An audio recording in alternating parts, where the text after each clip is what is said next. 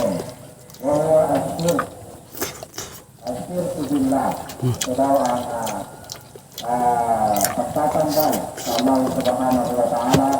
Allah ta'ala, ya bunayya la tushrik billahi, inna syirka la zulmun azim. Sabi ni Luqman sa kanyang anak, ya bunayya, aking anak, huwag kang magtambal sa Allah subhanahu wa ta'ala. Ang tahanan ng pagtatambal sa Allah subhanahu wa ta'ala ay ito ay napakalaking kawalan ng justisya, kawalan ng katarungan. No? Masaya at kapagkalindot sabi sa Mindanao. No? So ito yung unang na bahagi uri ng Diyos ay ang ikaw ay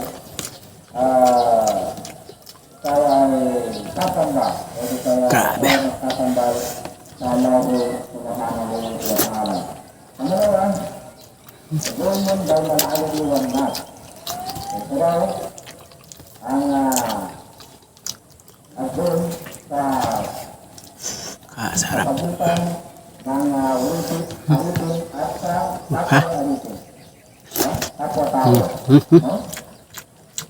Halimbawa nito, ating amwal, dibato. Ito ang pagkain ng pagkain sa hindi sa'yo, no? Galing sa hindi sa atin mga pag-aari, no?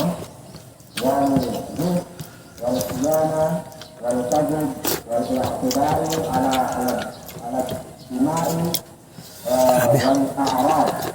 So, marami pa po ng mga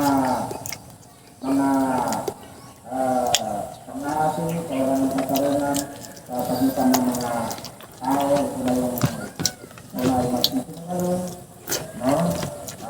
Ito na ay magsisinungaling, ito na ay Thank you guys.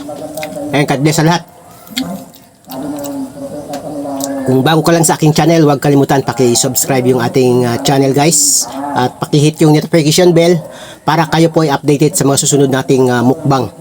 At paki-share na rin yung video natin guys. Maraming salamat guys. God bless po sa lahat. Bye bye everyone.